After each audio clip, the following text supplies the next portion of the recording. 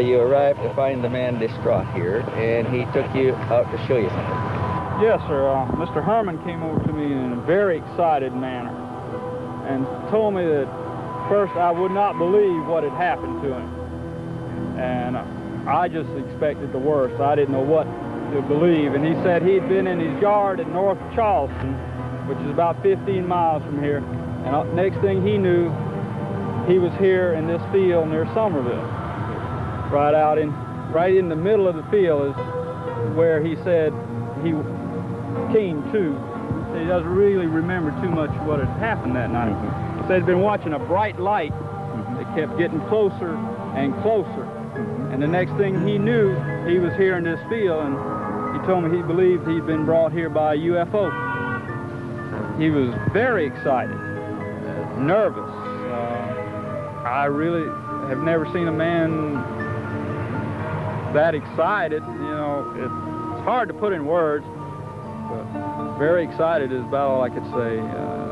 Distressed, he couldn't remember what had happened to him. And, you know, there was, you know, a small part of his life was blank. Bill could only remember small fragments of hazy images, images that resembled a strange mosaic tapestry of colors and things. The object approaching, falling backwards.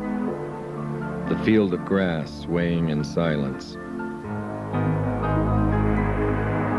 Struggling in a bluish light that bathed the railroad tracks, then blackout.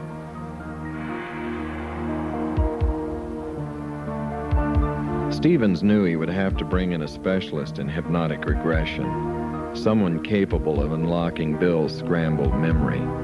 But this would take time to set up. In the meantime, he would call in Jun-Ichi Yaoi, a seasoned UFO investigator with the Nippon television network. And between the two men, they would carefully reconstruct the strange events that led up to Herman's abduction. 3 months earlier, this had been a construction site for a new subdivision.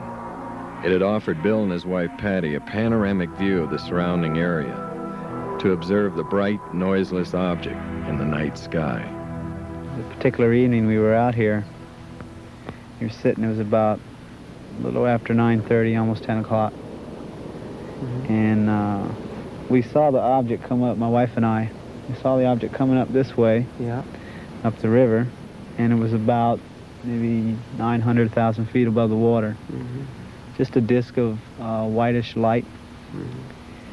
And then it kind of rapidly gained altitude, going up at a apex of a triangle, if you don't understand. And then we lost sight of it for a moment. We were both standing outside the car. All of a sudden, right over this area, the big light, just a light. It was coming straight for us. Our car was parked over that direction. And we got frightened. My wife got frightened very much. And we just left. I turned the car, jumped in the car and turned the car on and started to speed out. And looking in the rearview mirror, I saw the light look like it reversed its course and started going back toward the river. In other words, when we left, when we were gone, the object came toward our car, and then it changed its mind or dropped following us, and it just went back the opposite direction. How big was it when it came close to you? Oh man, the lights from it, huge, big big old spotlights, like there were spotlights coming straight for us. And my wife was particularly terrified because, you know, we didn't know what was going to go on. So she said, "Let's get out of here," and we left, man. We was gone. Have you seen the detail of the UFO itself, or just like? Well, you could see a shape behind the lighting. Oh yeah. And when it looked like a dull metal finish, and the lighting itself kind of, more of the lighting stood out than the detail of the object. But the object it looked metallic, you know, like a metallic skin, but the light's in the front of the object. How was the distance between yours and UFO? If I'd have had a camera or a rock or anything, I could have thrown it and just hit the bottom of it. That's how close it got to the car. And you know, it was just a matter of seconds. I mean, if we hadn't gone when we did, there's no way the object couldn't have intercepted our car. I'm very convinced if it wanted to catch us, it could have. You know, because it seemed to be moving that fast coming up from the river. Was it before your abduction? Yes, it was. Before? It was before the abduction. Was it... I was with my wife and my daughter, so I didn't know, you know, I didn't want to take any kind of chances on anything. You know. So we just left. Oh, so you should be very frightened. With that particular reason, we were. Because all the other sightings were just simply watching something moving in the sky and never anything coming that close to us. I guess I should have looked down the road then, but I didn't know what was going on. Up to that time, I was convinced what I saw was a military project. I never believed it was from another world or anything. I thought since the area is in such close proximity to the Air Force Base, because like this area is a flight landing pattern for commercial aircraft and sometimes military aircraft. And you know, that was my thoughts back then. Noticing that Bill is near emotional trauma, Jun-Ichi quickly changes the subject. And in most of the sightings afterwards, one of those or a C-130 turboprop would come up and down the river, just fly up and down the river. And all I kept thinking, wow, man, I don't believe this. Because, you know, one of the feelings in my mind and my thoughts was, you know, when you see something, it seems distant. In other words, removed from you personally. But this thing reacted personally. In other words, not only were we watching it, but by coming toward us, it was watching us as well.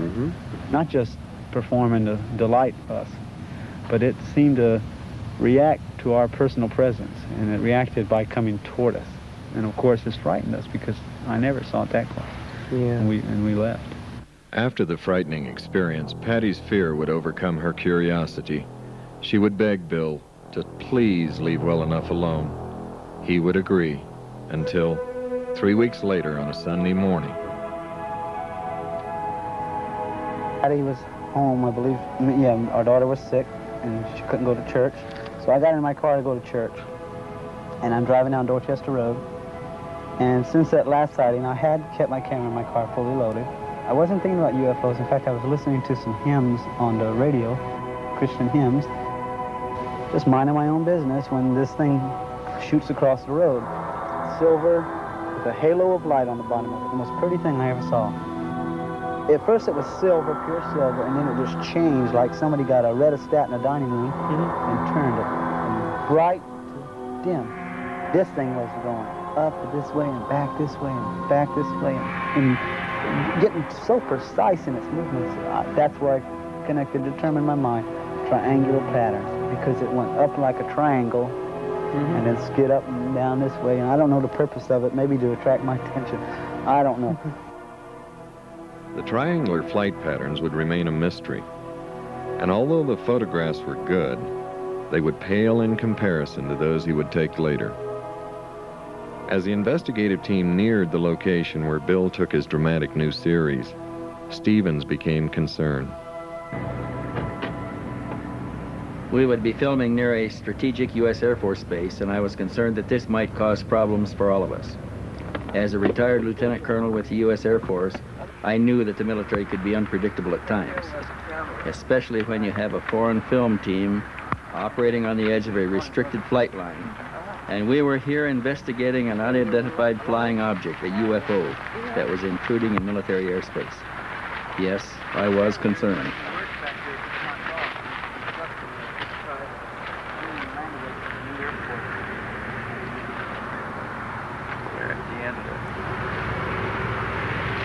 off on landing runway. This is the Post-hypnosis. Okay, I'll look on the map and I can realize that. At the end of the runway, there's a C-141 coming this way to you. It's going to go right over. You ready? Oh, yes, it's going to really ride. This is the position that he took the photographs from. How close where it was in the landing pattern.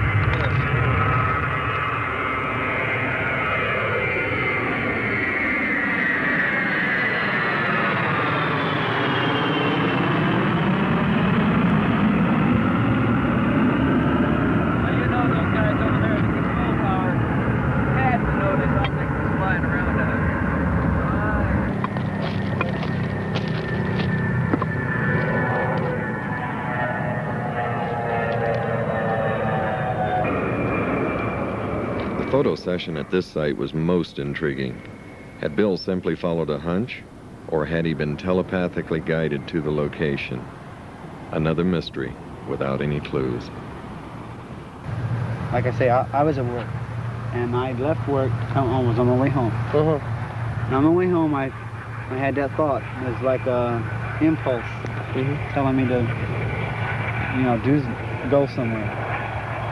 And I started to think, where should I go to myself? And then it was like in my mind, I got a mental picture of this area. And I knew it was near the air base. I knew where everybody parks. Got back here, and I wasn't back here 10 minutes when I could see the object. I don't know exactly where I saw it first, but it circled the area, and I saw it. And I saw, the first thing I noticed was it was much smaller. I mean, it was, prior to other ones were anywhere from 40 to 65 foot in diameter, but this one was 20, 30 foot. And another thing was, it was very, very different. It was different in the sense that instead of being orange and silver, it was just like a silver metal appearance. And not only that, but it had two domes, one of them on top of the object and one of them underneath it. But it looked sealed in metal. In other words, you didn't see no windows or no holes or nothing. No windows? No. Oh. I did not see any windows. It was just surface metal all the way around. Almost like sheet metal formed into the shape of a disc with two domes. One on top, one on the bottom. How was the dome? Was it transparency? Or? No, it was solid metal with the rest of the disc. And it was all colored silver with the sun shining off it. I mean, it was just beautiful silver like aluminum or sheet metal. Or... How did it fly? I don't know. I did not hear any noise. It was like, in that sense, it was like the other objects because it made absolutely no noise. I mean, it would go up like this and come back like this. Come around like that. And just watching it was, it was hard. Because when it would go that way, I'd run across the field and I'm trying to get it in a viewfinder. And I took about 4 or 5 shots like that. And I believe 2 or 3 of them came out. And 2 came out empty sky. Well, in the course of the sighting, the object was going like this way, and then it reversed course and went back that way until it was like hiding behind some trees over there. And I stopped and I thought for a moment it was going to be gone. But instead, I saw an airplane coming this way. And, I saw it getting closer and closer. At the same time the airplane was halfway from those trees to where I was at, the object came from behind the trees to start to follow the airplane. Well, the way the airplane was coming in like this, and the object came around like this. It started to come around like this, but instead it went back this way, and on these sides of the trees. And as the C-130 passed over me, I took a picture of it. And then I swung back, and by that time the object had gone back over here. And then it started to go back, and I took some more pictures of it, and then it came over me like this. And the sun wasn't like this as much as it was over this way. And when it did, the object went straight up into the sun. And for a moment it was cast as the sunlight hit it, it took on a dark shape. And I got a picture of that. I did get a picture of that. And then the object looked like it went straight up into the sun. That was the last I saw it. I mean, it just climbed and climbed and climbed until it was gone. I just stood in the field and shaking my head, trying to figure out why I was the one seeing all this, waiting for someone to pull over and get out and say, what the hell was that? or you know, something to that effect. You know? Excuse my French, but I mean that's really, I was just, and I was trying to think of what. First, I want to guard the film, and I was praying all my pictures came out, because I knew I had some good pictures if they did come out. Right. What do you think the military people? I'm positive they had to see it. I know for a fact the Air Force people did, because it wasn't hid behind the trees where you couldn't see it. It was like, see that big tree? It was like on the other side, they were just sitting there next to the tree, just hovering right there. And when the airplane came over and it came back, if the pilot saw me, I mean, imagine a pilot that low to the ground. Here's somebody standing out here with a camera taking pictures of his aircraft. Right. I mean, he had to see me on the ground, because it's an open field. Right. And also, the radar man have known about it. Oh, I'm positive the radar. Right. Look, the thing was 1,500. At one point, I'd say about 2,000 feet above the ground, 2,000, 3,000. And from what I've talked to radar people, they say the radar will pick up anything as low as 800 feet. You know, if they find it at 1,500, they'll sweep the area and then come back and sweep it and try to get the lowest sweep possible in order to detect the object on radar to get an echo fix. And if that was able to happen, well then obviously somebody over there saw something. Another one's going to take off.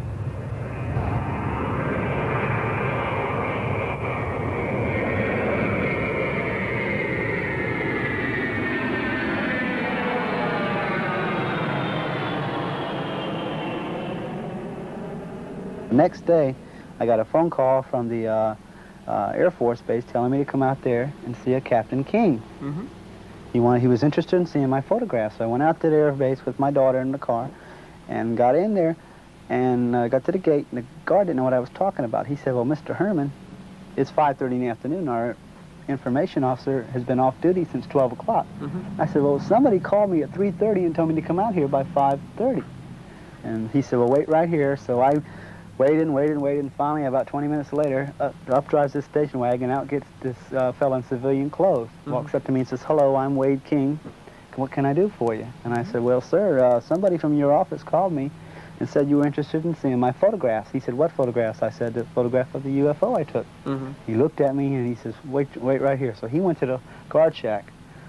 5 minutes later, up walks the guard in uniform with a sidearm, puts his hand on my window in the car and says, are you military? And I said, no, sir, I'm not. He looked at me like I was born yesterday, and he said, well, let me tell you this. He said, why don't you turn the photographs over to the captain and let him take it from here? He said, just turn the negatives and the photos over to the captain and let him take it from here. And I said, well, to myself, I said, I was not born yesterday. I said, listen, I'll compromise. I'll give you a photo, and you tell me what you want to do with it. Do what you want. Anything that you think you can help me find out what this is. He said, well, we'll certainly do that. Thank you so much. And he wrote his name on I.O. Bil Hierman, one card, one photograph, you know. And he handed me his card with that written on the back. So I took it and I left. Thankful I wasn't military. So I took these blow-ups back to the information office to get my photo back from the captain. The minute I walked in his office, he was bright-faced, cheery attitude, and got up and said, hello, Mr. Herman, how you doing? And I said, fine. He said, let me tell you, we put it through our information channels, and this is what they told us. You photographed an F-4 Phantom flying at 5,000 feet. That's what you photographed, Mr. Herman. But if you look here, pointing to that picture, he said, if you look here, you'll see the stabilizer and the back tail, and you can even, if you look close, you can see the exhaust. And I didn't know what to do, so what did I do? I pulled out my blow-ups, and I said, tell me something. I put them down in front of him, the same exact picture, and I said, does this look like an F-4 Phantom to you? And he looked at it, and he kind of went like this, and he says, now listen, he says, if I was you, I'd just forget you saw it. I didn't know what to do. I didn't know what was going on. I certainly didn't, and as far as I knew, what I'd seen was a military project. I didn't believe it was from outer space or anything like that. I thought, well, man, you stumbled on a military project, and what proves it? The attitude of the Captain King. That's what proved it to me. You know, his attitude, well, if I saw it, I'd just forget it. You know, why would he forget something that's flying in the confines of the Air Force Base and flying so near a nuclear weapons facility and you know, in this degree? Well, I didn't know what to do. And finally, I didn't have an opportunity to take any more photographs, and I didn't know where I should, you you know, how far I should get involved in this. You know, my father said, well, if it is government, you're going to find yourself in over your head, and they're going to do everything they can to discredit you, and they're going to hurt you, and you're not going to get, you got to think of your family and all this. I said, well, maybe I should.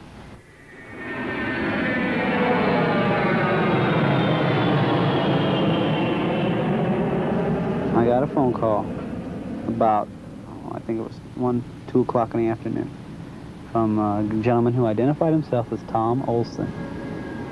He was in town from Riderwood, Maryland, to investigate the UFO sightings and the earthquake phenomena in Charleston, which has been going on, roughly since October of '77. And he told me that he was here to investigate this. He was going to take some photographs of the areas where all the UFO sightings had taken place, and that he was going to make available to me copies of the information and his conclusions and findings. Talked with much authority, a great grasp of my naive knowledge of the subject, and suggested, could we meet? Well, about 3:30 he arrived at the house. He had a Maryland driver's license with his picture on it, and then he showed me a retired military ID card, and I believe it said United States Air Force, retired.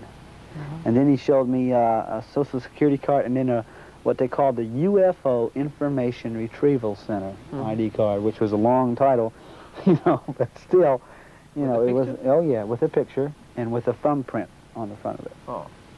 Got in the car, and I had my pictures with me, and I said, here, would you like to see the photographs? Because I was impressed with the photographs as far as, here's something that shows I'm not hallucinating. All right. You know, what do you think it is? He brushed them aside and said, we'll look at those later. Tell me about your experience. I told him. I told him about the earthquakes. I told him about seeing the object. Told him about the photograph in it.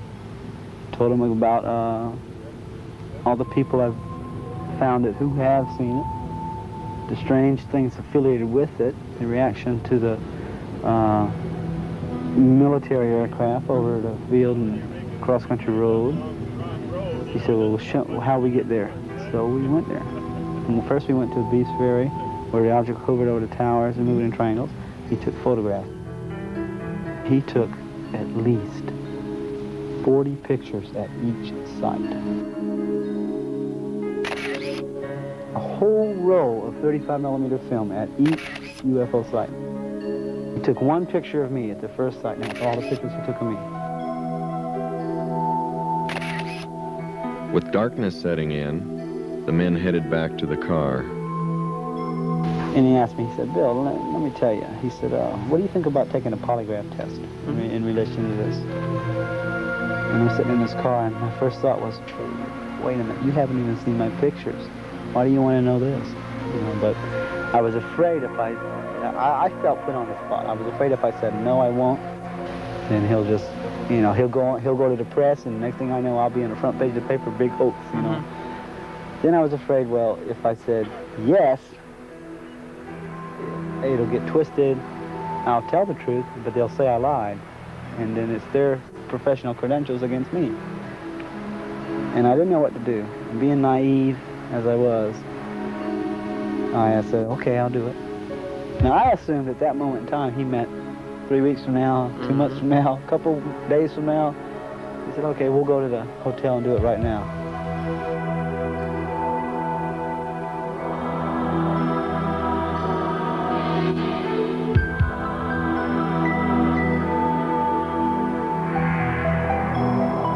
Walked in the door, and I'd never been in the Mills house. And I was stunned by the beauty of the inside, the big chandelier and the beautiful furniture and the different adjoining rooms and the soft music playing in the background. And Mr. Olson, he looked at me, he said, this is a nice place, isn't it? I didn't know where I was going, I was just following him. And my thought was, well, polygraph, seems to me they got to have a certain place they got to operate it. And I was assuming there's got to be somebody else with him, but I haven't met them yet, and I don't like this. I don't understand what's going on here. You know, it seems like there's something not right here. But I wasn't going to blow the whole thing and walk out, say, no, I don't want to do this now. the elevator went to the 5th floor. We walked out of the elevator, walked up a little hallway in front of the elevator till we got to a big hallway. And we took a right, walked all the way down. It seemed like a long walk. And we turned right again, walked up another hallway till we got to the last room down the hall. And the thing I didn't like about that room was it was separate from the rest of the room. There was like a little box closet. I heard him tap on the door twice. The knob turned. I walk in the room and there's 2 other people in there. And one of them introduced himself as, he kind of mumbled when he introduced him. He said, "I'm Dr. blah, blah, blah." He shook my hand. The other fellow says, "No, I'm so-and-so with the Riderwood, Maryland Polygraph Association," or something like that. He said, "Well, sit over here." And there was looked like a flat machine, looked like a briefcase almost. And when you open it up, there was like a polygraph, the polygraph machine itself. Now there was all kinds of little wires running out of it. He did not ask me to sign anything, which I felt, not that I wanted to sign anything, but something in writing to protect my rights, you know. But even when that thought crossed my mind, I dismissed it. I was manifesting naiveness. I wasn't scared as much as I was, "I don't like this. You didn't even tell me there were 2 other people here." You know, and I was wondering what was going on. But if this is the way they operate, well, maybe I just better go along with the tide. But when the doctor, the guy who identified himself as a doctor, walked over to the bed, picked up a black satch doctor's bag, and pulled out a hypodermic needle and a little syringe, put them together, and then reached in the bag and pulled out, looked like a greenish liquid, put it into the needle, and said, "This is going to relax you." Now, I was scared. And I wasn't afraid I was going to die. I just didn't know what he was going to put in me. And I started, my voice quivered, and I asked him, "Are you sure that won't hurt me?" He said, "No, Bill, this isn't going to hurt you." And I rolled up my sleeve, and he punched me right here.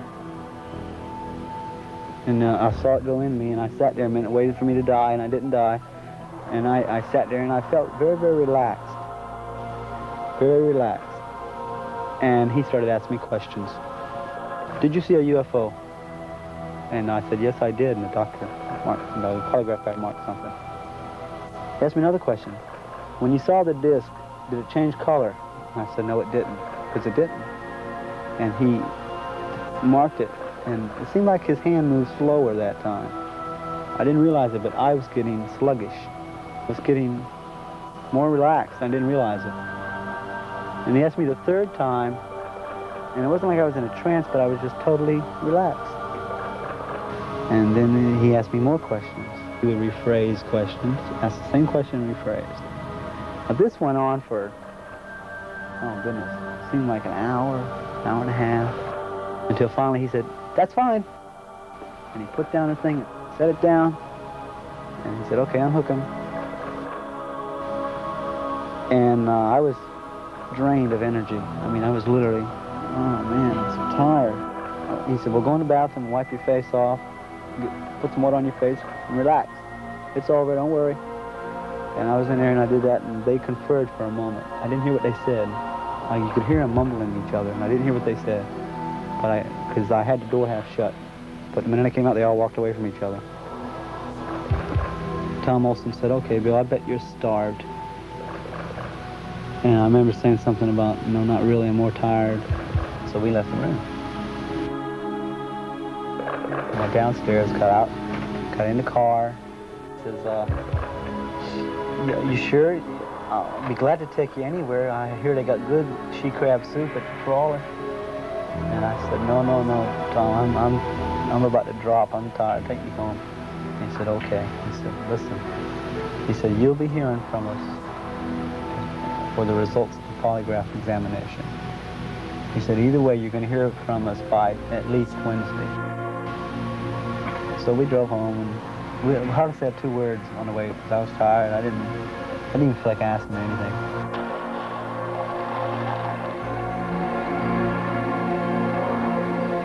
We pulled into the yard, and the minute I opened the door, the cold air hit me. And I was, cool air hit me, and I was you know, reflect for a moment. I said, tell me something, Tommy. I said, where do you think this thing is from? I mean, you know, it's military, ain't it? He said, who's military?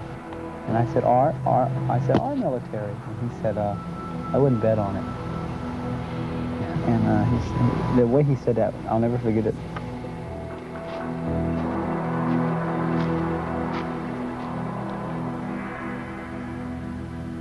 One week later, Bill received a memo from Tom Olson asking him to fill out a questionnaire and send copies of his photos to the office in Riderwood, Maryland.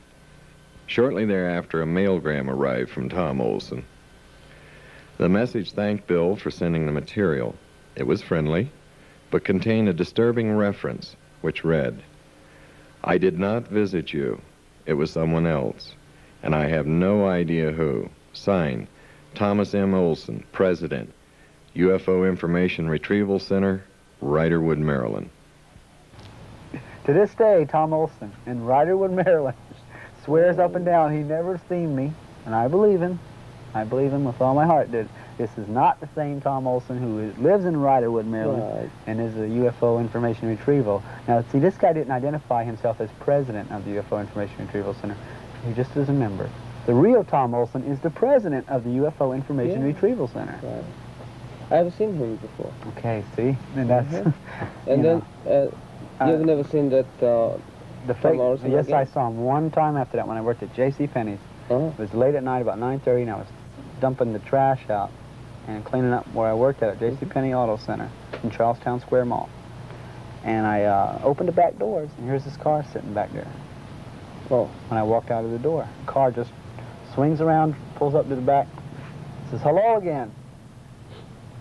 And I looked in the car, and there's this guy, Tom Olson. Now, I had knew that he was a fake. The first thing I did is I said, "Now, who are you? Why are you masquerading as someone else?" And he looked at me like, just brushed it off and said, "It's for your own protection. You should know that," or something to that degree. He said, you should be careful what you say and how deeply you get involved in these things. He just told me about being careful who I talk to. It's for my own good, it's for your own safety. We're watching, we're aware of everything and all this. And I told him to get out of there. I said, "I'm going to go call the cops." He kind of laughed. And I started to walk and get his license plate number in the back of the car. And I started walking toward him. The car backed up. I walked in, the car just backed up all the way and took off into the traffic. He got away so quick I couldn't even see the back of the license number. I couldn't even get no numbers or letters or anything. But when I started to walk behind his car to get his license number, that's when he took off. And you never seen him? Never. I haven't never seen him face to face again. And what do you think? I think he's either CIA or the...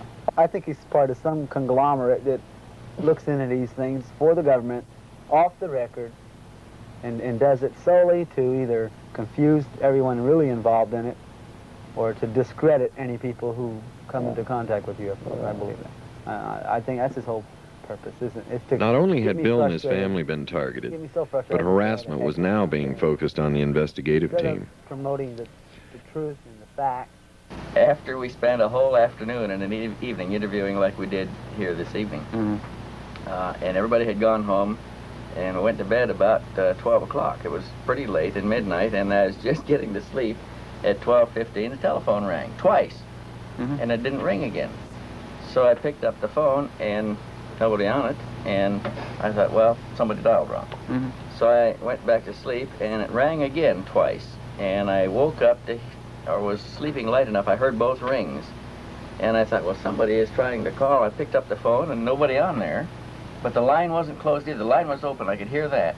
But nobody talking, nobody breathing, anything. So I hung it back up, and I dialed the desk downstairs, and I said, "Did you call me?" And he said, "No." I said, "Did any calls come in for me?" He says, "No, there hasn't been any calls on the switchboard. It's 1:15. So I hung it back up, and I thought, well, that's strange. And at 2:15, I got another 2-ring call. And I picked up the phone, and I says, "Who is this?" Nothing. The line is open, nothing. So I called down to the desk again, and I said, "Is there any way that my phone can be rung?" And he says, "Not unless it comes through this switchboard." I said, "Has anybody called?" He said, no calls have come in." So I hung that up, and I called John Fielding across the hall in his room, and I said, "John, something funny is happening 3 times now at 15 minutes past the hour. I've got a 2-ring telephone call, and nobody on the line, and the desk says it didn't come through from the desk. He says, God, that's strange. He said, I've been getting them too. He said, I got one at 12:15 and 1:15 and just a couple of minutes ago. Mm-hmm. And it went on at 3:15 and 4:15 and 5:15, the same thing. Both of us got it. I don't know who it was, I don't know what they were trying to call. The only one possibility that somebody who were staying in the hotel. Yeah. Somebody staying in the hotel can ring the room number without going through the switch. Well, it goes through the switchboard, but it doesn't light it up.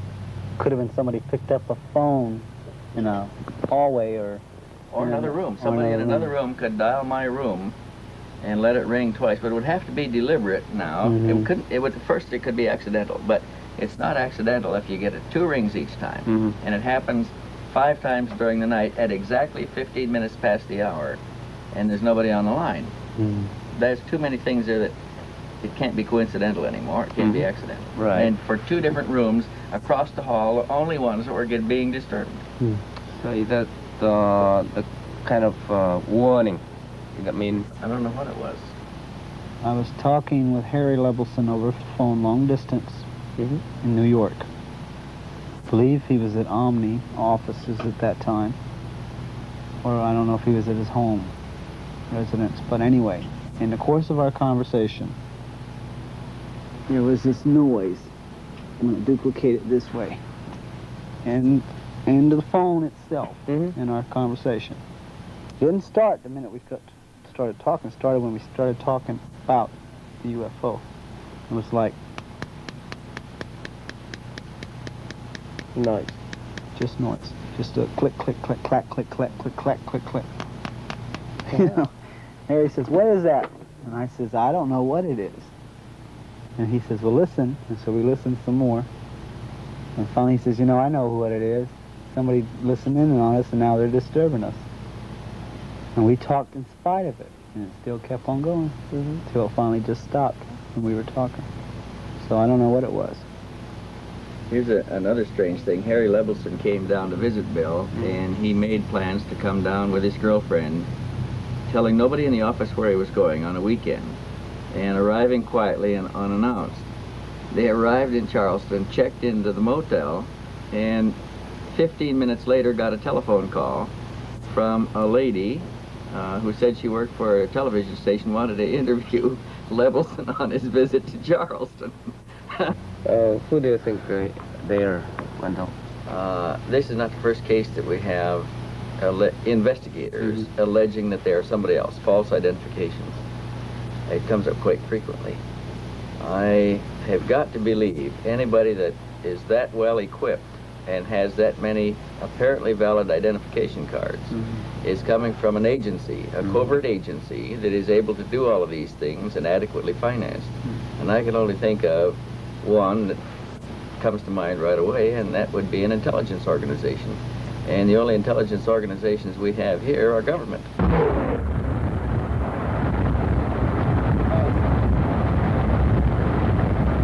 Two banks close together. Investigators call a witness, a friend of Bill's from work, who had similar sightings of the unusual object. Left turn on Old Crawley Road. As soon as we got here, we got a telephone call from the phone rang. Yeah. And Melina answered it, and she turned and said, "It's Tom Olson. He's called for you several times this afternoon. He wants your telephone number. He's at a pay station." So Tony took the telephone, and it turns out to be Tony's boss. They're calling from his work, right? To remind you again that Tom Olson called once more and wants to know if they can give the Tom Olson your number. Yes, he urgently wants my number. And he's at a pay station someplace, and he wants to call back. Stevens has placed an inductive coil device on Tony's telephone, hoping to record Olson in the act of harassment. Tony places the call to the pay station number.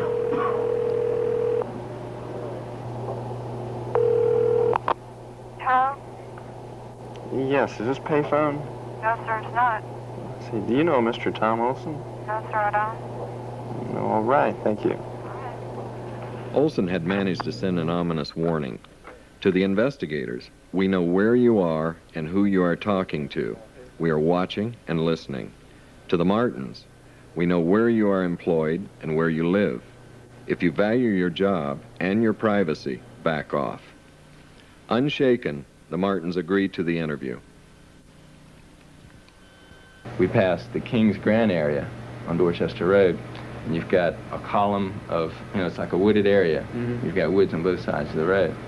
And it seems like it just hit us at the same time to look up. Now, my car, all the windows are tinted in my car.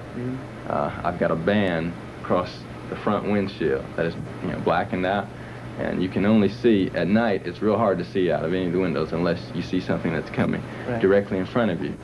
Okay, I'd say the object appeared at an altitude of probably about 500, no more than 1,000 feet up is when I first saw it. And it was anywhere from an eighth to a quarter mile in front of us. It came down, I'd say at about a 70-degree angle. Okay, it came from an easterly direction, came down, and what I really noticed about that was strange. Bill said, look, he said it's doing triangular patterns. That's what it was doing. It was a glowing object. It's doing triangular patterns through the sky. It came down at about a 70-degree angle. It made a loop, probably about, I'd say about 100 feet above treetop level. Came down, made a loop, and then went back up at the same type angle.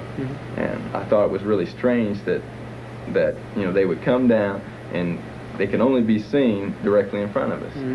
Okay, and I didn't think there was any mistaking, of it being the object because of what he had told me about the object doing triangular patterns.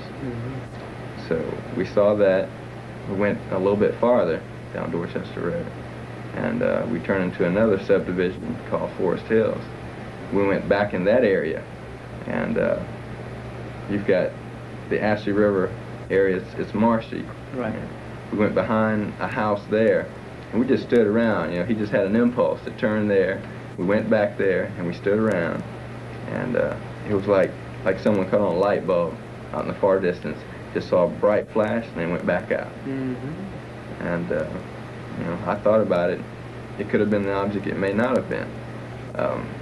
I took into account quite a few different things. I noticed that just prior to seeing the object, we had a C-141 fly overhead, and it was heading towards the base.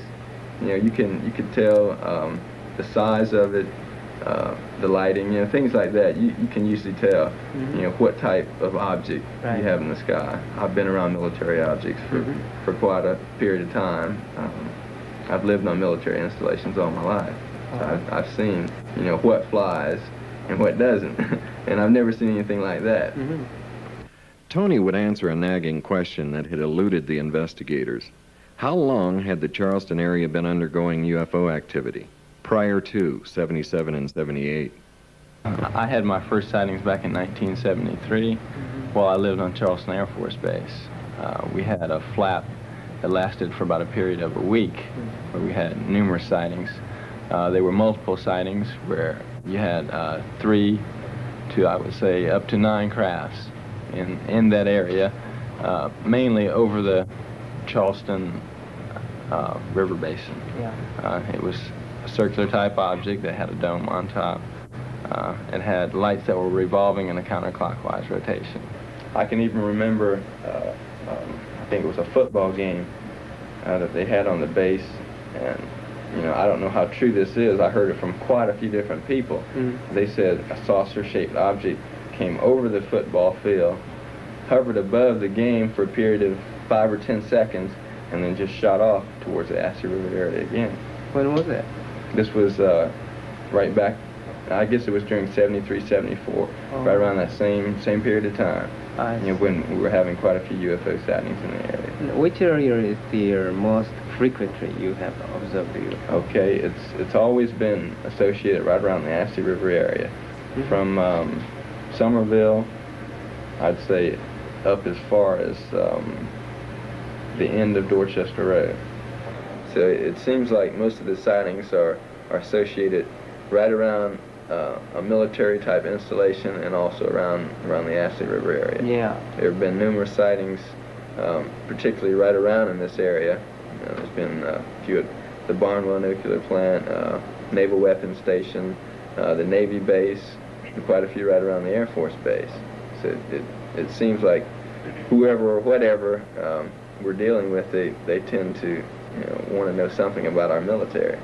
Is there any possibility that... Jun-Ichi asked Tony if there's a possibility that the objects being seen could be a secret military project. Air Force. Of course, you have to take that into consideration. That could be something like that, but unless our technology has really advanced beyond the point that I think it has, I wouldn't necessarily consider it to be so. I would tend to rather think that it is something of either an extraterrestrial type nature or something that's totally unknown to us. Certainly, yes. Knowing that they are under physical surveillance and possibly electronic surveillance, Stevens calls the next witness from a safe phone.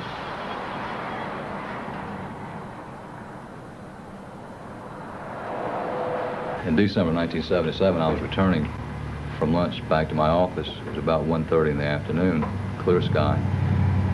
And up Rivers Avenue, as I was approaching a viaduct, I noticed a glowing orange type object off to the left of the car. I would estimate possibly 3,000 feet away, but it was very clear, and it apparently was motionless. And I could see no wings of any type, no rotaries, as though it could have been a helicopter. And I noticed at least one person in another car pointing to it, which indicated to me someone else had seen it. As I approached the viaduct and began going up, there was a traffic light, and I had to stop for that traffic light, and I noticed that the object was descending in the same direction, apparently, that I was going, at a slow rate. And I thought possibly it was a kite of some type, because it defied the obvious laws of gravity, and there was no sound. And as I began moving forward after the traffic light, I noticed that the object had disappeared beyond some pine trees, which were to my left. And I looked straight ahead, and I could see the object apparently crossing Rivers Avenue beyond that sign at a good distance away, but it was at an angle. I could tell it was a disc-shaped object. It had the definite orange color, and it apparently was moving with no wings or no rotors as a helicopter would. It was not a bird. It was very, very clear. And at one time, I did also observe a C-141 airplane at the same time that I saw the object. You've seen the object more than once? No, I've seen it one time, but it was during the first time that I saw it, first glanced at it. Way beyond the object was a C-141, apparently coming towards the Charleston Air Force Base. Yeah, I was going to say the description you just gave of Rivers Avenue and the viaduct and looking and going towards the trees positions the object roughly in the vicinity of Charleston Air Force Base, or just to the east of the base. Just to the east. And you saw of the base. a C-141 in the air, either in the traffic pattern or landing, which would confirm that. Right.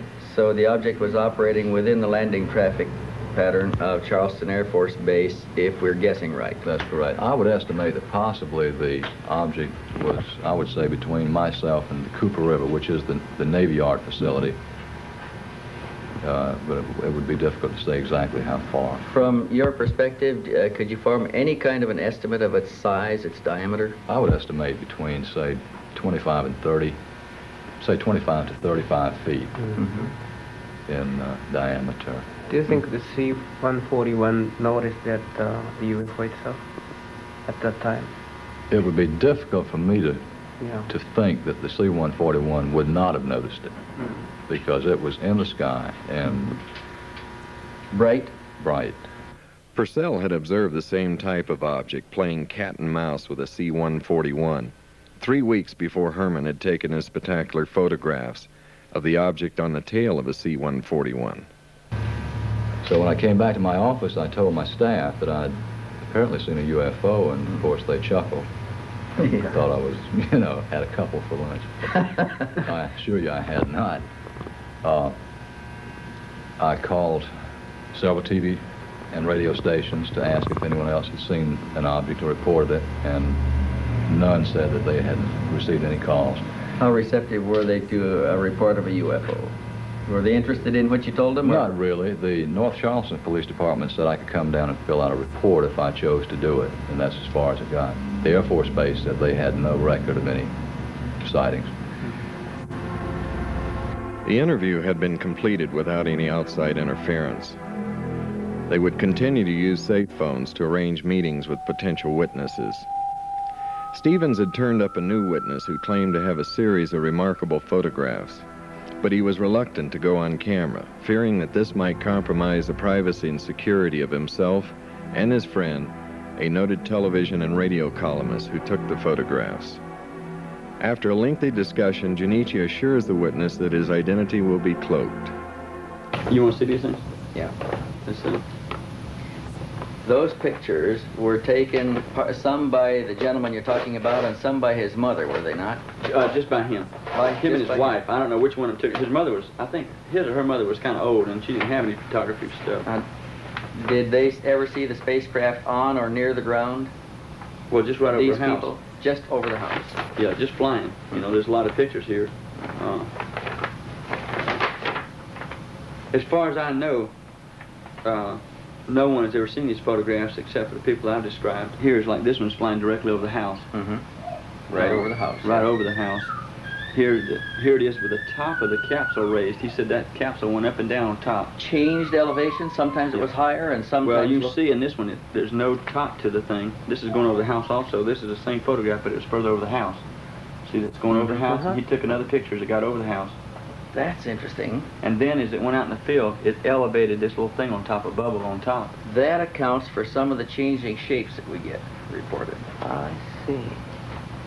And here's one again in the open field, just over a cornfield, way out over the trees.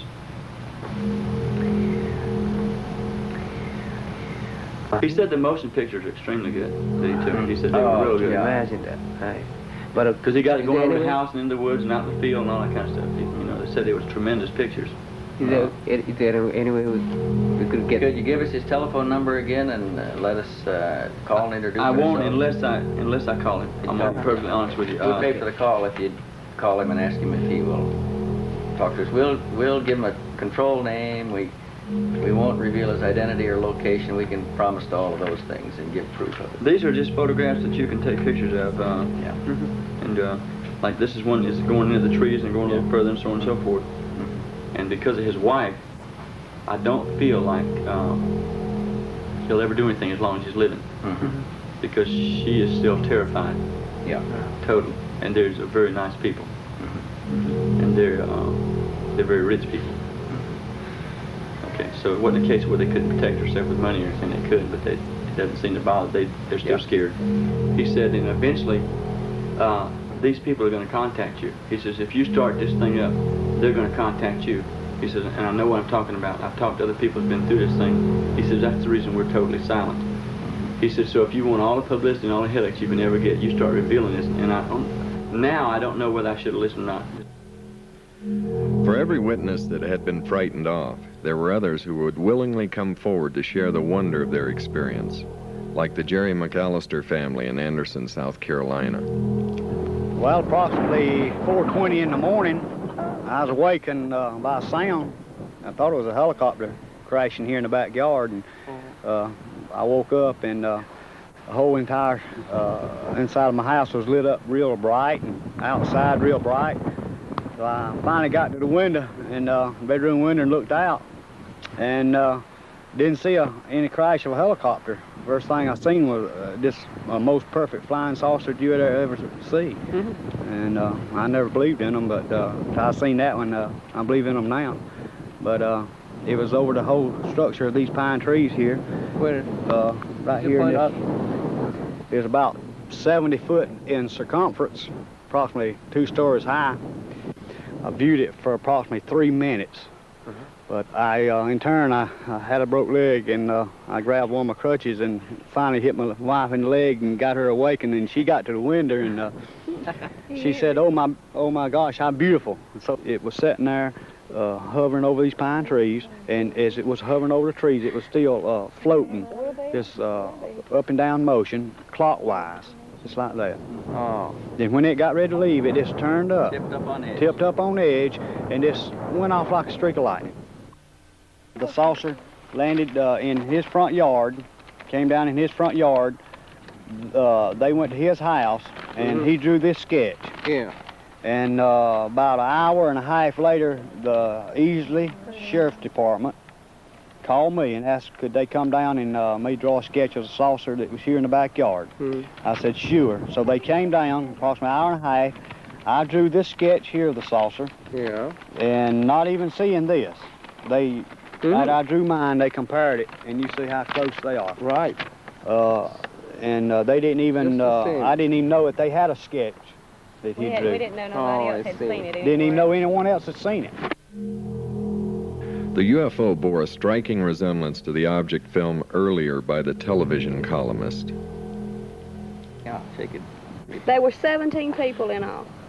17 people gathered here before the thing left. Counting the deputy sheriff, 4 deputy sheriffs, and our family, and those neighbors and the next door neighbors. There's 17 people in all.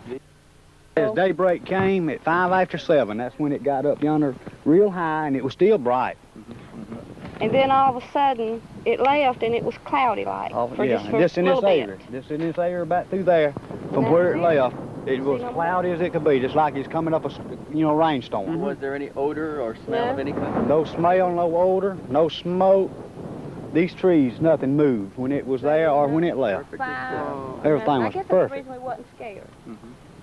I could see windows, but the windows were black. Black? It was just all white, and the windows was blacked out, it looked like. Have you seen the UFO before? No, sir. Have you heard of that, the story? Yeah, the story? I read magazines all the time. Why are you interested in? She is. Yeah. She's the only one that's ever believed in them or liked to read about them. And my sister, she reads about them, and she loves it, and she believes in it. We'd make fun of her, and she would give Nancy her books, She'd buy the UFO magazines, and I always give it to me after she finished with them. And I'd read them, I'd say, Mama, look at this. She says, oh, I ain't fooled with that. I don't believe that stuff. I didn't. How about you yourself? This was the first time. I see. And before then, I didn't believe in it. No, sir. How about you? No, I didn't believe in them. Like I tell you, I didn't believe they even sent the men to the moon. I just never could get it in my mind and believe that mess. But I believe it now. And this saucer here, it didn't come from the United States. We brilliant, but I don't believe we're that brilliant to have something that beautiful. Not a structure like this was. I believe it comes from another planet.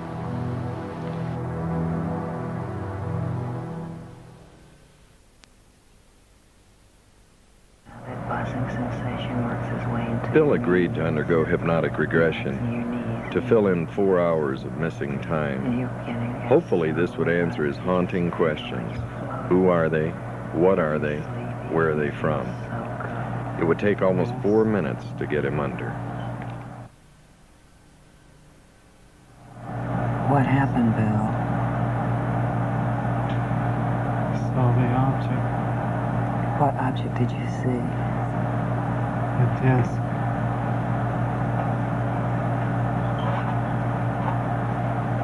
I saw it moving. I pointed it out to my wife. Just relax. Relax. Stay where you are. Keep the program where it is. Just relax. You're unaware of any sound other than my voice. It's moving over the towers. I can see it. Patty, I'm gonna get a better look at this. I'll be right back. I better call Larry. Larry? It's back over the area. Right now, yes. Yes, I'm going out there now. You try to get on the other side. Okay, bye. I'll be right back.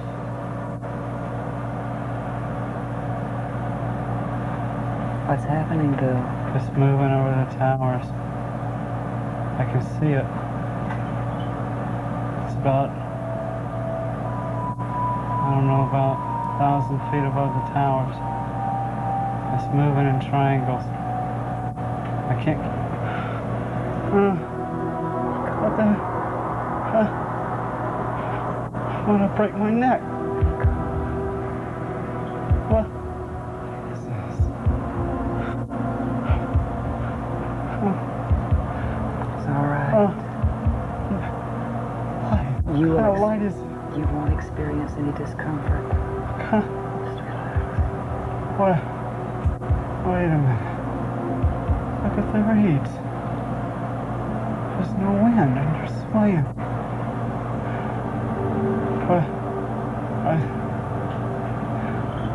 Look at this size. Good God. As big as a boxcar.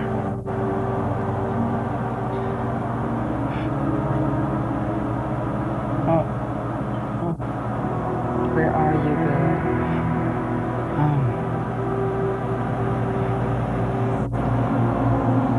I don't know.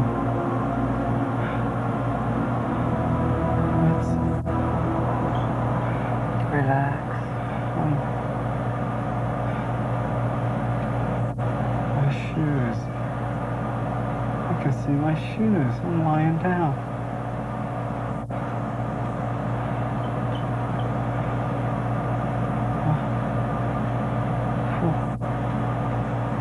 What's that? Looks like a stoplight. Where's the stoplight?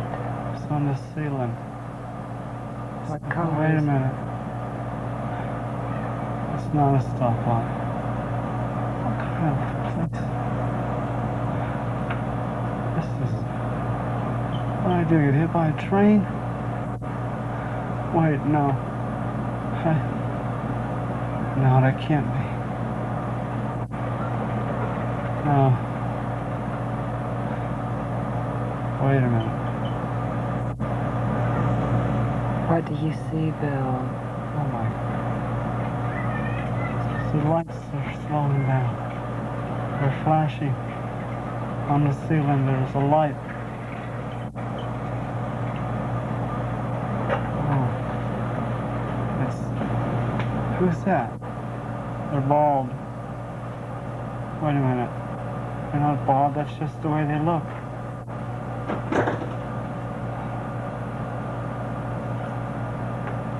They're dressed alike. What are they wearing? They're wearing some kind of suit. Some kind of leotards of some sort. Are they humanoid? Their backs are to me. They're looking at the light on the ceiling. They're looking at my foot. No, they're not looking at my foot. They're looking at the box. There's a box. I can't move my arms. I want to sit up, but I can't. My clothes are on, but my coat's undone. My shirt's unbuttoned. Is anything attached to you? It's cold. Some kind of metal box. Flat metal box. It's cold, but it's not like water. Where is the flat metal box? It's on my chest.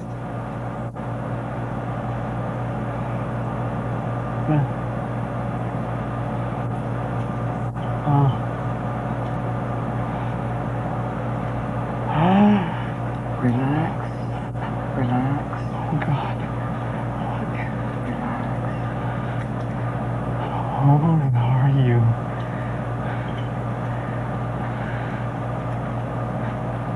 Oh, my God. What's happening, Bill? They're looking at me. Oh, God. What's wrong? Don't be afraid. Don't be afraid. Don't be afraid. Don't be afraid. I won't be afraid. They're standing there.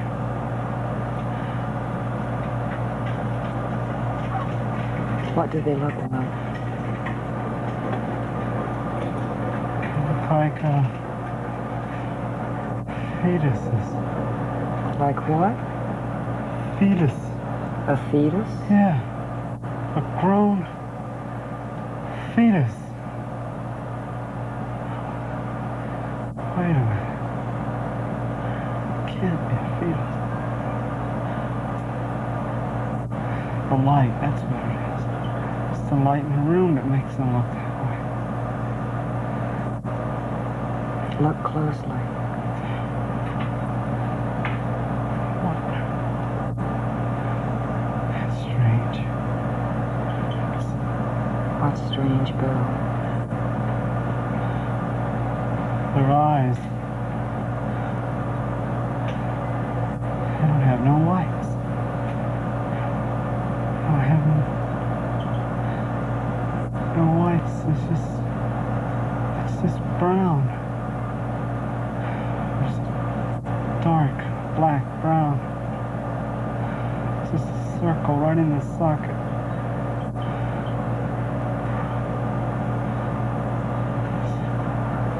Where's their... How can they breathe with no nose? Wait a minute. Do they have a mouth? It's a slit. A straight line. The lips are... no lips. It's weird. Do they talk through their mouth? I don't hear no talking. Where are you from? Who are you? Answer me, for God's sake.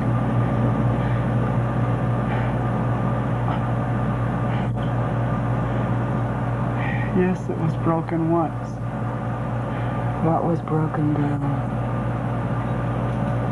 When I was younger, I fell off a sliding board and broke it. What was broken, Bill?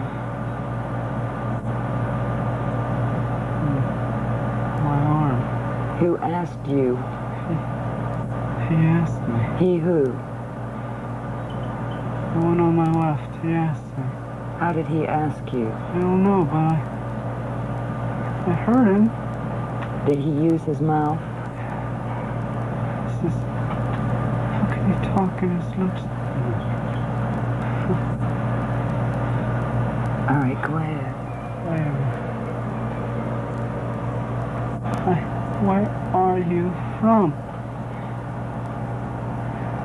All I remember is the pain. It was intense. It hurt. Bill, stay where you are. I want you to tell me the questions they asked you when you answered. Do you understand? Concentrate on what it was like. Be still and concentrate. Very well.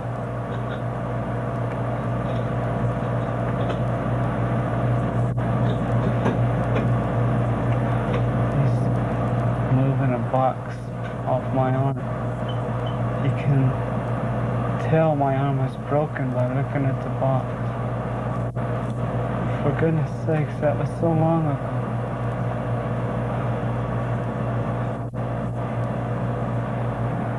Two legs. Did you see their hands? Yes. How many fingers did they have?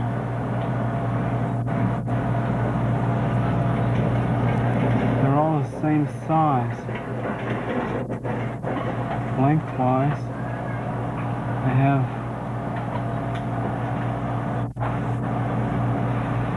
4 fingers, and it looks like a thumb, but it's the same size as the fingers. So that's a total of what? 5? Yes, 5. Okay. All right, now you're... Go ahead. The hand is weird. Why is it weird? You can't see any creases where knuckles go. There's no kind of... It almost looks like they're rubbery. Almost flexible. Can they manipulate them very well? They seem to be stationary. They're stationary? I mean, they don't bend them. When they bend them, they bend the whole hand. All right, Bill, let's go from... They can't even be 4 feet tall. How tall? 4.5 feet. They can't even be that tall. My goodness, they're small.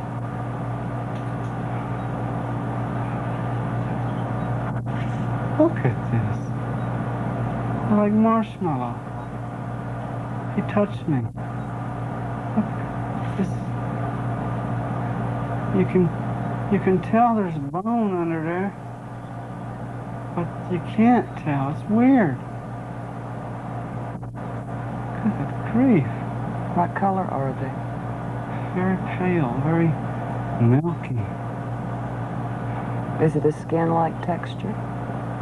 Looks skin. Everything's the same. No hair, no pores, just skin. It's weird. How did you feel when this being touched you? Like he was very, very peaceful. Like I had nothing to worry about. All right, now what happens? We're walking. We're going toward the door. The room is weird. It's different. I don't see any strange. There's no creases, no borders. And the door is smaller than the back of the room. Weird. It's distorted. What? In what way is it distorted? I can't. It's like everything is molded into a shape. And it doesn't stop, it just goes straight out the door. Just molded. Like a bathroom tub. Yeah, seamless. Molded. Just molded. That's all I can think of. Go ahead. We're walking. We turn left. The one who talked to me is standing beside me. The other two are behind us. We're walking down the hall. We pass the room. The door is open. We go to another room. We go in it. The hall, it winds in a circle. Everything's the same color. You said the hall wound in a circle. Did it wind in a circle up and down? Just both directions is a circle. It's hard to relate it. Did you traverse that? Everything's molded the same way. Council Control Center. Council Control See? Center? Console. Console. Yeah. Console? Yeah, that's what he said. Console. Control center. All the network craft are controlled from similar centers. Network craft? It's the term.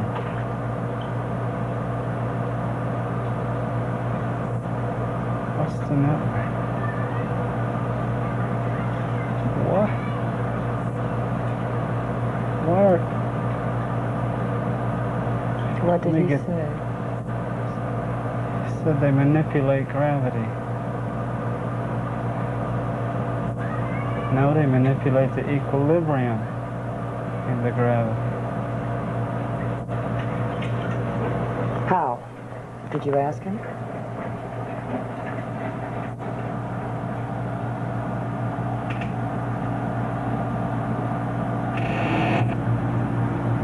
In hydrodynamics and reverse osmosis, a technique of reverse osmosis.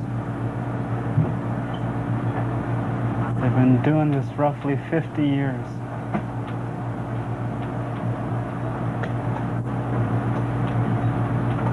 It's uncomprehendable for me to understand.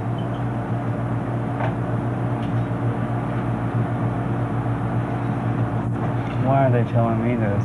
Bill, let me ask you a question. Did they, at any time, promise you or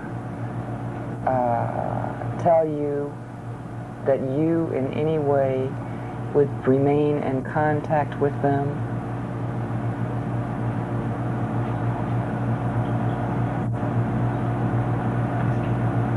Speak it. He said that they have means to contact those they wish to contact.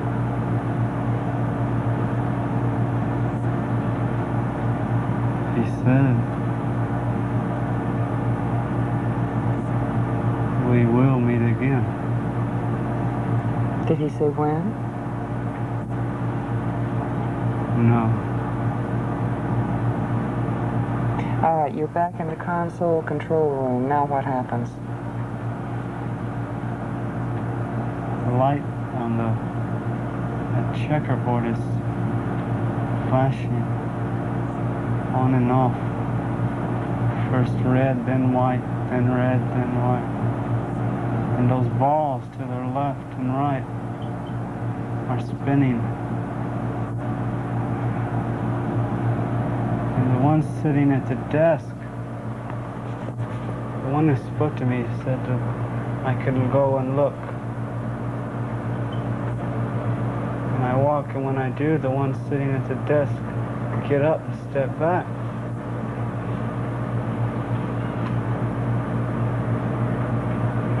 What happens? They step back. And when I move away from their desk, they sit down. Did any of them at any time touch you other than the one who helped you from the table? No. They look familiar. You're in control center now, where the lights flash red and white and red and white. Yes. Yes, he's motioning me around the room. I'm looking, everything looks funny little writing on the corner of every block.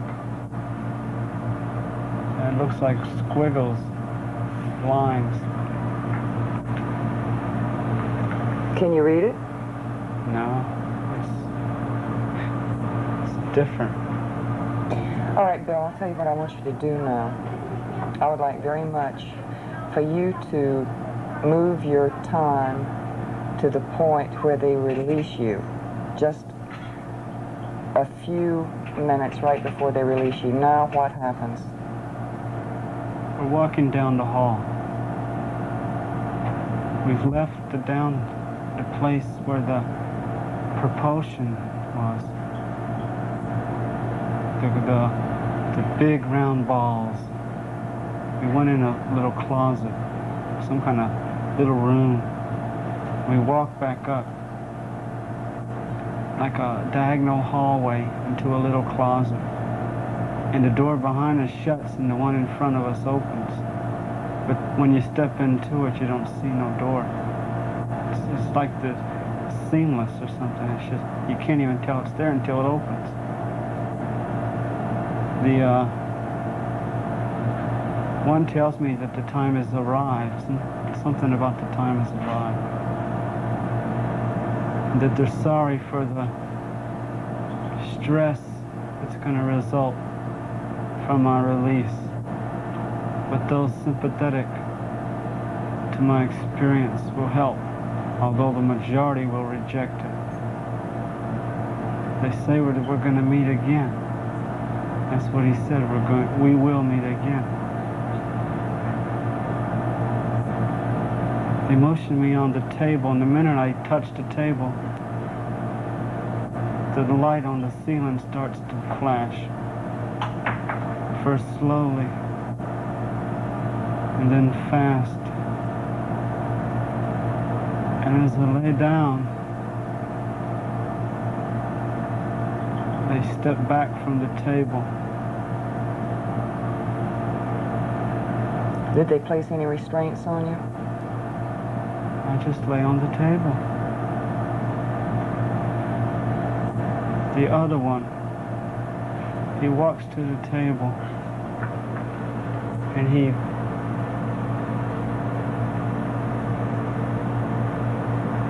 putting the binoculars around my neck. He must have had the binoculars the entire time.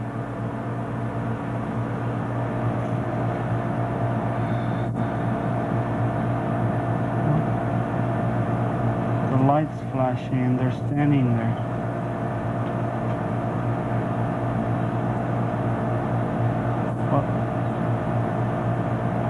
Wait a minute.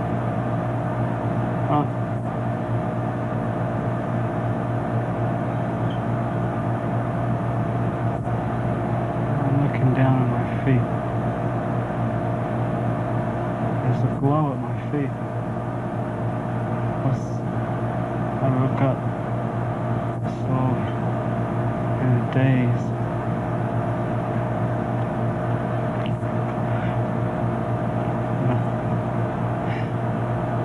Oh, God. Oh, no. Calm down. Calm. Calm. When I put my hand on you, when I put my hand on you, you'll calm down. You're looking at a television set. You're looking at a television set. You're watching this on a television set. You are watching this story on a television set. Look at the television set. I'm running. Look at the television set. Describe what's happening on the television set. The object is leaving. It's going up. Look at that thing move. It's going in triangles. There it is again. You're watching it on a television set? It's going to the left. You're all right. Oh my God, where am I? Where's the tracks? Where's... Oh God, Daddy! Bill, look at the television set. Look at the picture on the television set. Now look at the picture on the television set. Look. Look at the picture on the television set. You are calm. You are watching a rerun. You are watching a rerun. You are calm. Now describe to me what you are watching. You experience no panic, but you see in great detail. You are watching a picture. I gotta get back to that orange, that yellowish orange mark. It's the only place I'm safe. What's that? I hear something. There's nothing there. The object's gone. Where am I? What's it? Time is it? Day is it? I can't. Get your head on straight.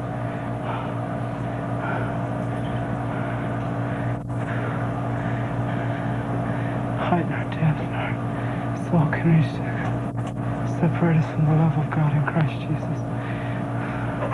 For God so loved the world, gave his only begotten Son.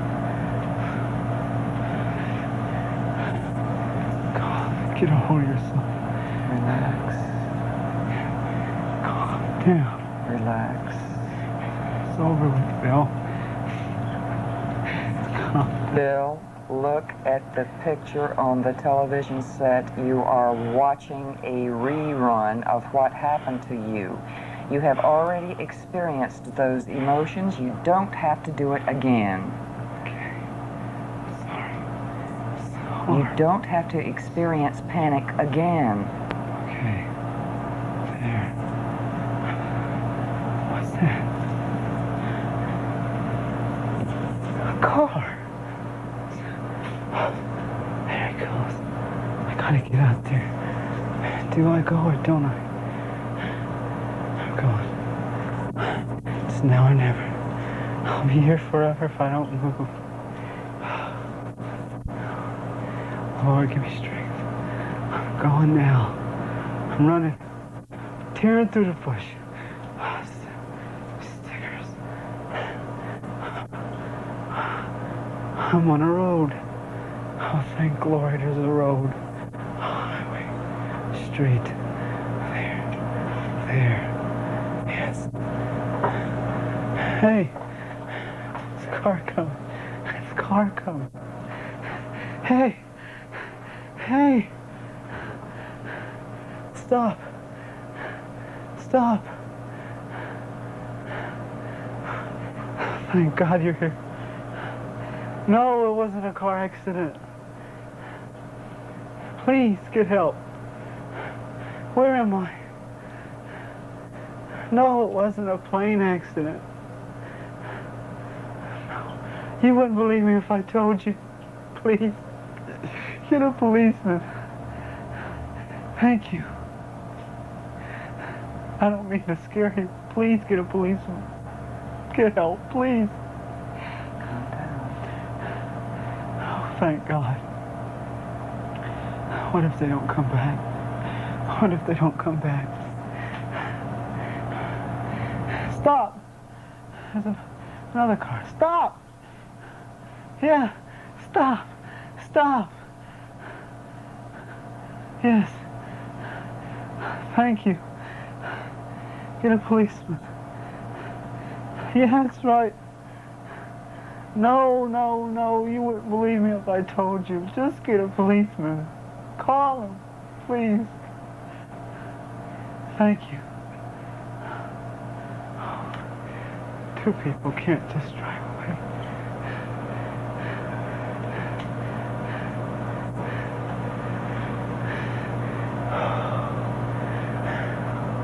Yes? They're back. Yes, they're back. My name is Bil Hurman. What time is it? Where? I can't be. Just a minute ago it was 9:30. Where am I? Part of Charles. What? Wait a minute. That means, oh my God, I can't be. Oh no. I was standing in Charleston at 9:30. I saw a light in the sky. It dropped to the river. I saw. Here it comes. Who is? Yes, thank you. Thank you.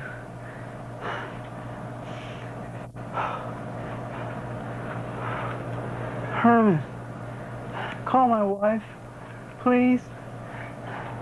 Thank you. I just expected the worst. I didn't know what to believe. And he said he'd been in his yard in North Charleston, which is about 15 miles from here.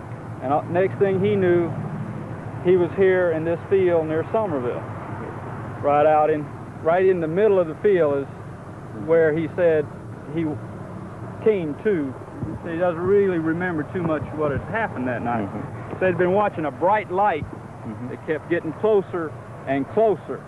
And the next thing he knew, he was here in this field, and he told me he believed he'd been brought here by a UFO. Listen to me, Bill. Bill, you're floating now.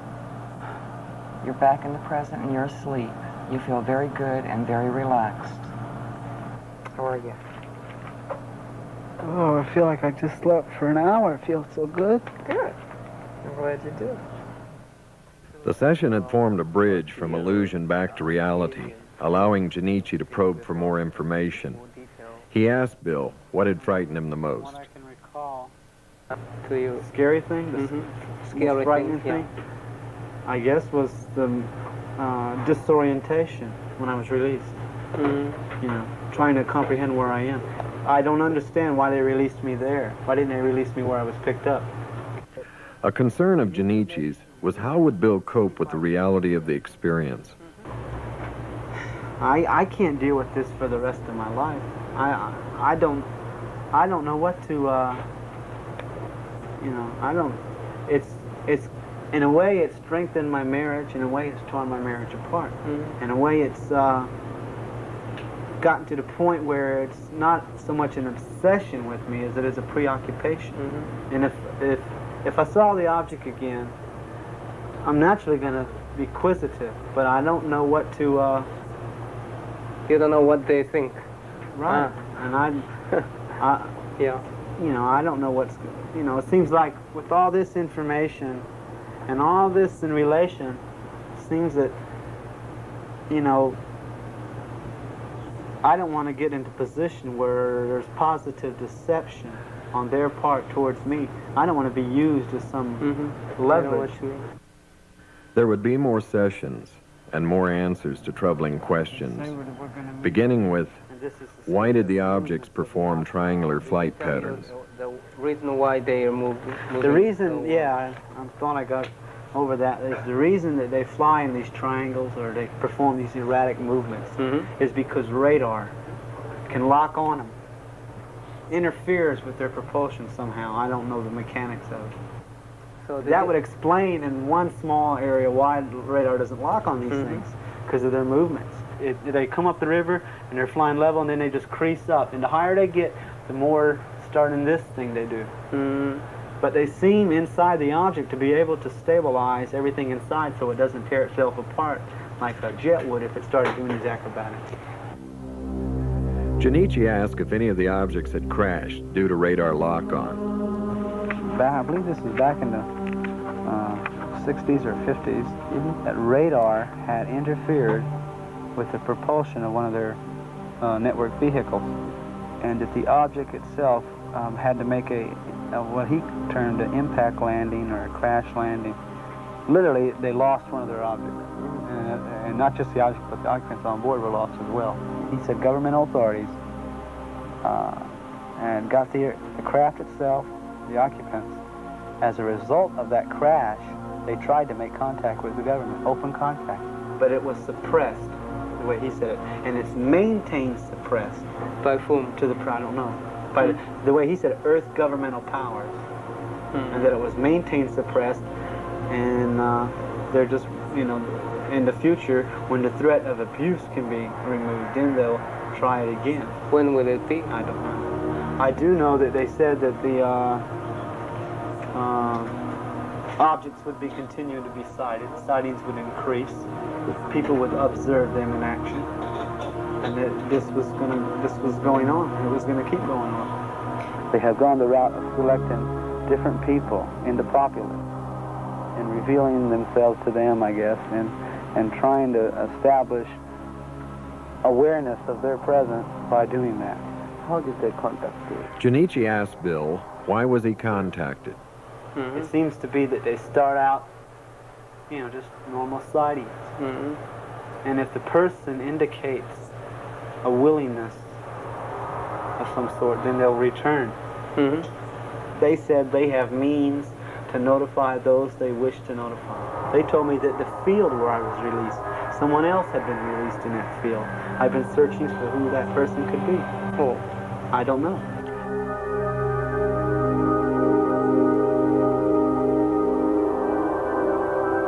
The investigation would wind down, even though Bill continued to search for clues into his past. After I recall what happened the first time in March, I was told by the occupants that they consist of a network of these objects that are operating around the world and presently in the continental Western Hemisphere is the way they worded it.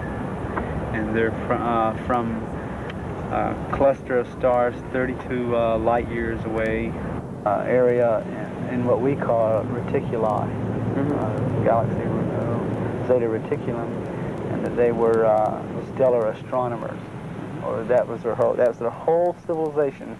That's what they were geared to: stellar astronomy and life and study of life all across galaxies, and that they're a network sent here to initiate what they call direct observances, and they conduct inter-atmospheric flight and direct observance of people. And what they do is they examine, they see the geographical spectrum.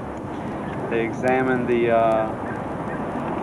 experiments that they conduct in what he called reverse osmosis and hydrodynamics.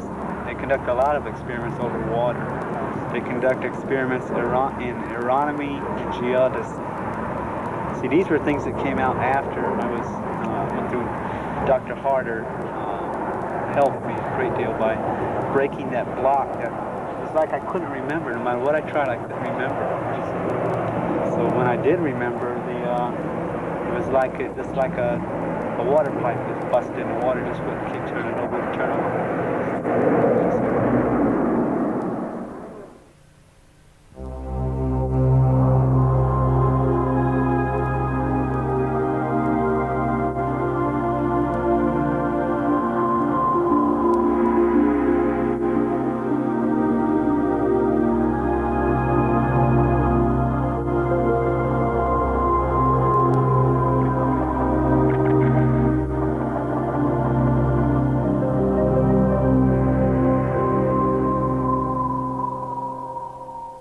Like a reddish background, like almost like combat lights in a military ship, like a darkroom red light. The emotion was that way, that I felt like I was an ant and they were a human standing next to me. I felt afraid because I didn't know what was going on. I felt like this is totally foreign to everything I believe. All my emotions and fears were just tossed aside by the comforting assurance of what he said to me. Just, don't be afraid. I heard the voice, but I did not see the lips move. I heard it as clear as you hear my voice, in English. It was in English. It was a little symbol, looked like a serpent with wings, like a half fish and half snake. And it was the most strange, eerie sensation when he touched me. It was like I knew him from somewhere and I couldn't place it. It was like, wow, this is like a buddy you knew when you was growing up, and suddenly here he is again. I towered over him. I mean, they were smaller than me. I could have tossed them aside with a good right hook, but I didn't feel threatened that bad. And the feeling was so soft and gentle, and yet at the source of that gentleness and the source of that softness, there was total control of the situation around me.